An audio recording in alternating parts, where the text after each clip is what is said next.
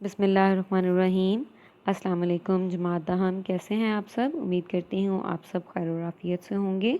بیٹے مطالعہ پاکستان کے آج کے آپ کے سبق کی طرف چلتے ہیں، جو آپ کا پہلا لیکچر ہے۔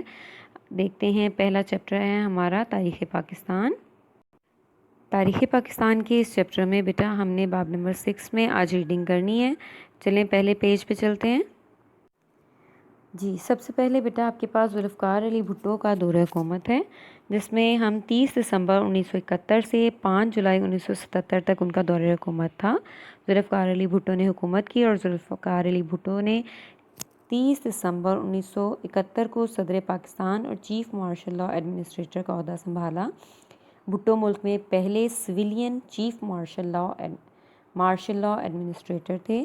قوم میں ایک نئی روح پیدا کرنے، مشکل حالات کا مقابلہ کرنے اور عوام کو اپنی پالیسیوں سے روشناس کرانے کے لیے انہوں نے اپنی پہلی تقریر کرتے ہوئے پاکستانی عوام کے حوصلوں کو باعزم اور نیا عزم اور ولولہ دیا۔ انہوں نے کہا کہ ہمارے ملک کو خطرناک بحران کا سامنا ہے۔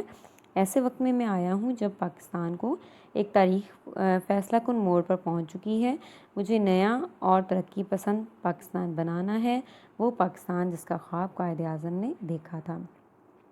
بھٹو صاحب نے ایسا کیوں کہا تھا؟ ایسے کیا حالات درپیش تھے اس وقت؟ آپ نے پڑھا ہوگا، آپ کو یاد ہوگا کہ 20 دسمبر 1971 سے پہلے جب بھٹو صاحب حکومت میں آئے، اس سے پہلے پاکستان 2 لخت ہو چکا تھا۔ پاکستان کے 2 حصے ہو چکے تھے، مشرقی پاکستان اور مغربی پاکستان۔ بنگال جو تھا وہ بنگلہ دیش کی صورت میں نیا ملک بن گیا تھا، تو اس لیے پاکستان جو تھا وہ مشکل حالات سے دوچار تھا۔ ٹھیک ہے، اب انہوں نے جو معاشی اصلاحات کی تھی 1971 سے 1977 تک، اس کو ہم ریڈنگ کرتے ہیں۔ ٹھیک ہے، سب سے پہلے ان کا جو اقدام تھا، سب سے بڑا اقدام وہ یہ تھا کہ انہوں نے صنعتوں کو قومی تحویل میں لے لیا تھا۔ جتنی بھی ملک میں صنعتیں تھیں، شروع میں انہوں نے دیکھا کہ 22 صرف سرمایہ دار خاندان ایسے ہیں جو تمام ملک کی اکانومی پر قابض ہیں، تو انہوں نے ان کے پاسپورٹ ضبط کر لیے۔ ان کے جو 19 کمپنیاں تھیں ان کو انہوں نے قومیہ لیا تھا، یعنی انہوں نے ان کو قومی اسٹیٹ کا درجہ دے دیا تھا۔ ان کو کہا تھا کہ ان کے جو ایسڈز ہیں وہ قومی ایسڈز ہیں اور وہ قوم کی بھلائی کے لیے ہی خرچ ہوں گے۔ ٹھیک ہے، ان سے وہ لے لیے گئے تھے۔ اور ذوالفقار علی بھٹو پاکستان میں صنعتی ترقی اور استحکام کو عوام کی ترقی کے لیے ضروری خیال کرتے تھے، اور ان کے دل میں چونکہ عوام کی بھلائی کا جذبہ تھا، تو انہوں نے درج ذیل جو صنعتیں تھیں ان کو اپنی تحویل میں لے لیا تھا۔ ان صنعتوں میں آپ نیچے دیکھ رہے ہیں، پرزے جوڑ کر موٹر گاڑیاں بنانے کی صنعت ہے، بھاری اور بنیادی کیمیکل کی صنعت ہے، بنیادی ضروریات کا سامان بنانے کی صنعت ہے، فولاد سازی اور لوہے کی صنعت ہے،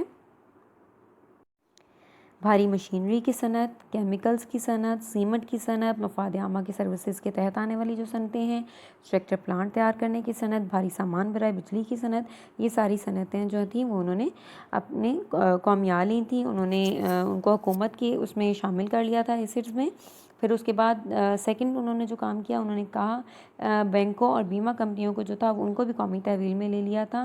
انہوں نے کہا تھا کہ وہ گورنمنٹائز ہو جائیں گی، وہ ساری گورنمنٹ کی ملکیت ہوں گی۔ انہوں نے بڑے بڑے سرمایہ دار جو خاندان تھے انہوں نے اپنی نجی بینک بنائے ہوئے تھے، انہوں نے اپنی بیمہ کمپنیاں بنائی ہوئی تھیں جن کا گورنمنٹ کو تو کوئی فائدہ ہوتا نہیں تھا۔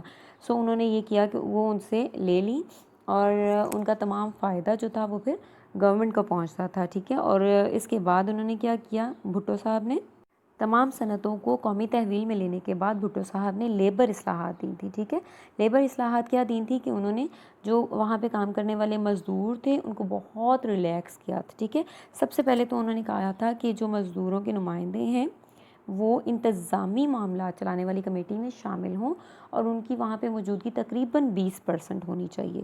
ٹھیک ہے، اس کے بعد انہوں نے کہا کہ ہر سال جو مزدوروں کی تنخواہ ہو اس کے تنخواہ کے برابر جو ہے سالانہ ایک بونس جو ہے وہ مزدوروں کو ضرور ملنا چاہیے، اور اگر صنعت بہت ترقی کر رہی ہے تو پھر ان کو ایک خصوصی بونس بھی ضرور ملنا چاہیے۔ ٹھیک ہے، نیکسٹ انہوں نے یہ کہا کہ ان کے جو اوقات ہیں کام کرنے کے مزدوروں کے اس کو کم کیا جانا چاہیے۔ پہلے وہ تقریباً 54 گھنٹے کام کرتے تھے एक हफ्ते में 54 घंटे।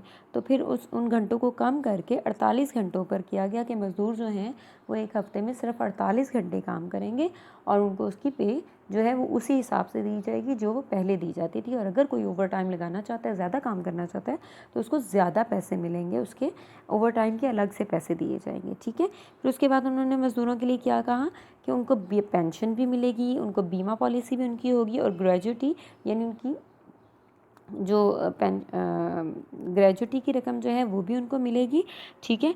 उसके बाद उन्होंने कहा कि मज़दूरों को रिहायशी मकान दिया जाए और फिर उनके बच्चों को तालीम की सहूलतें भी दी जाएं, ठीक है।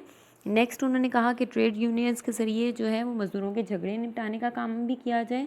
और एक ख़ास उन्होंने ओहदा तख्लीक किया था, शॉप स्टीवर्ड। शॉप स्टीवर्ड का ओहदा ये काम करता था कि वो मालकान और मज़दूरों के दरमियान जो था वो एक पुल का काम करता था। वो मालकान की बातें जो था वो मज़दूरों तक पहुंचाता था और मज़दूरों के मुतालबात जो थे वो मालकान तक पहुंचाता था और उनके आपस में एक पुल की हैसियत इख्तियार करता था, शॉप स्टीवर्ड जो होता था। जी नेक्स्ट पेज पे आ जाएं तो बेटा ज़रूरी इस्लाहात हैं जो भुट्टो साहब ने किसानों के लिए या ज़राअत के लिए की। तो इसमें यह है कि पाकिस्तान की चूँकि आबादी अक्सरियत जो है वो ज़राअत से मुंसलिक है, इसलिए हुकूमत ने किसानों को इस्तेहसाल से बचाने के लिए दरअसल इक़दाम किए थे। उनमें जो फर्स्ट पे है वो ये है कि उन्होंने कहा था कि इनफरादी मलकियत जो है किसी भी ज़मीन के लिए वो 150 एकड़ नहरी और 300 एकड़ बारानी होगी हर एक ज़मींदार की, ठीक है। और अगर इससे ज़्यादा किसी के पास ज़मीनें थी तो उनसे ले ली गई थी और हुकूमत ने वो जो थी बिला मुआवजा दूसरे लोगों में, किसानों में, मुज़ारिन में, काश्तकारों में जो वहाँ पे ज़मीन के ऊपर काम करते थे उन लोगों में वो तकसीम कर दी थी, ठीक है। नेक्स्ट दूसरे पॉइंट में आए तो उसमें भी ये कहा गया है कि वो सरकारी मुलाजमीन जिन्होंने मुलाजमत के दौरान और रिटायरमेंट के बाद 2 साल के अंदर अंदर वो ज़्यादा ज़मीनें ख़रीदी थी, ऐसे मुलाजमीन के लिए भी ये शर्त रखी गई कि वो 100 एकड़ ज़मीन रख सकते हैं, इससे ज़्यादा वो नहीं रख सकते और इससे ज़्यादा अगर उनके पास थी तो वो उनसे वापस ले ली गई थी। ये शिक जो थी वो फ़ौजी अफसरान पर नाफिजुल अमल नहीं होती थी, यानी उनसे अगर उन्होंने जितनी भी ज़मीन ले ली हुई है तो उनसे वापस नहीं ली जाएगी। बाकी सरकारी मुलाजमीन जो सिविल सर्विसेज सर अंजाम देते हैं उनके लिए ये शिक थी। नेक्स्ट उसके बाद थर्ड में आ जाएँ तो तालीमी इदारों यानी कॉलेजेस और यूनिवर्सिटीज़ के अलावा कोई भी शख्स मुकर्ररा हद से ज़ायद ज़मीन रखने का अहल नहीं था, यानी कोई भी शख्स अगर इससे ज़्यादा ज़मीन रखता था तो वो ज़मीन हुकूमत जो है वो उस अपने ख़जाने में जमा कर लेती थी। इस तरह चौथे पॉइंट में ये आपसे कहा गया है कि तमाम मालिया और अबियाना ज़मींदार अदा करेंगे, मुज़ारिन इस अदायगी से मुस्तस्ना होंगे। मालिया और आबियाना जो है ये बेटा टैक्स होता है जो ज़मीन पर नाफिज किया जाता है और जिसे ज़मींदार अदा करते हैं, ठीक है। फिफ्थ में देखें किसी भी शख्स को अस्तबल, मवेशी फार्म्स और बागात के नाम पर मुकर्ररा हद से ज़ायद ज़मीन रखने की इजाज़त नहीं होगी। मुकर्ररा हद कौन सी हमने देखी है, सरकारी मुलाजमीन के लिए 100 एकड़ ज़मीन और वो जो ज़मींदार हैं उनके लिए 150 एकड़ नहरी और 300 एकड़ बारानी मुकर्ररा हद है, ठीक है। इसके बाद आ जाएँ जी, तमाम शिकारगाहें हुकूमत ने अपनी मलकियत में ले ली, अलबत्ता जो तारीख़ी नौइयत की थी उनको इससे मुस्तस्ना करार दिया गया। मुस्तस्ना का मतलब है कि वो इसके अंदर नहीं आती हैं, ठीक है। मालकान को एक तरफ़ा तौर पर मुज़ारिन को बेदखल करने का हक़ से महरूम कर दिया गया। सिर्फ बटाई ना देने वाले या मुसलमान शराइत की खिलाफ वर्जी करने वाले मुज़ारिन ही बेदखल किए जाएंगे, यानी वो जो वहाँ पर काश्त नहीं करेंगे वो बेदखल होंगे उस ज़मीन से, जो वहाँ पर काश्त करेंगे फसलें वो उस ज़मीन से बेदखल नहीं किए जाएंगे।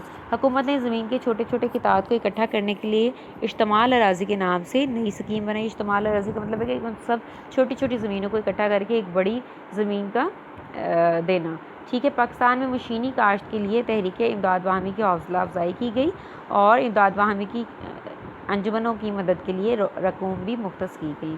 नेक्स्ट आपके 10th वाला पॉइंट जो है वो ये है ट्रैक्टर और दूसरी ज़रूरी मशीनों की ख़रीदने के लिए किसानों और ज़मींदारों को आसान कर्ज़े भी फराहम किए गए, ठीक है बेटा। यहाँ तक आपकी रीडिंग हो गई है। अब ज़रा मेरा बच्चा ध्यान से सुनिएगा, आप लोगों ने इसके अंदर हमारे कोई भी क्वेश्चंस नहीं आते हैं। जो हमने 3 से 4 पेजेस की रीडिंग की है इसमें कोई भी आपके एंड पे क्वेश्चंस नहीं हैं, शॉर्ट क्वेश्चंस और लॉन्ग क्वेश्चंस। तो आप ये देख लीजिए कि बेटा इसमें आपके क्वेश्चंस خود سے بھی آ سکتے ہیں۔ مثال کے طور پر ہم نے ابھی پڑھا کہ بھٹو صاحب کا دور حکومت کتنا تھا، ٹھیک ہے، 1971 سے لے کے 1976 تک، وہ آپ بتا سکتے ہیں۔ اس طرح سے آپ سے بھٹو کی زرعی اصلاحات پوچھی جا سکتی ہیں، بھٹو نے جو اقدامات کیے ہیں وہ پوچھے جا سکتے ہیں، بھٹو نے لیبر اصلاحات کیا کی تھی وہ آپ سے پوچھی جا سکتی ہیں۔ سو اس کو آپ نے اچھے سے کلیئر کرنا ہے اپنے ذہن میں، اور اس کو اپنے پیرنٹس کو بھی آپ نے انٹیکٹ کرنا ہے، ان کو بتانا ہے۔ جو بھی آپ اس سے سیکھیں گے یا جو آپ کی نالج میں اضافہ ہوگا آپ کو اپنے پیرنٹس سے ضرور شیئر کریں، ٹھیک ہے بیٹا، اپنا بہت خیال رکھیے گا۔ اللہ تعالیٰ آپ کا حامی و نافذ ہو۔ اللہ حافظ۔